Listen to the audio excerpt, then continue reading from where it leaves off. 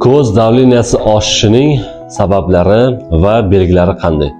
Ushbu savolga Urjuza Nur klinikasining oliy toifali shifokoridan javob olamiz.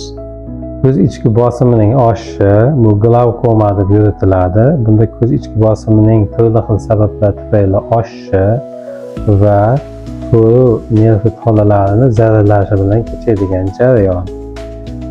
Glavkoma tug'ma bo'lishi mumkin va hayotda turli xil sabablar tufayli orttirilgan bo'lishi mumkin va nasliy bo'lishi mumkin.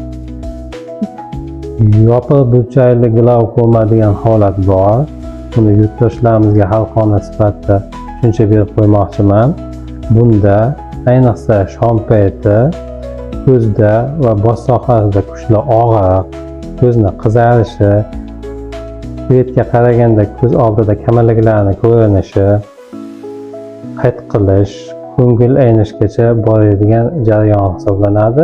Bunday holatda bemorlarimiz tez tibbiy yordam shifokoriga murojaat qilishadi va tez tibbiy muolajalarni olib bo'lgandan so'ng o'z shifokoriga ham konsultatsiyasini olib qo'yishni men tavsiya beraman.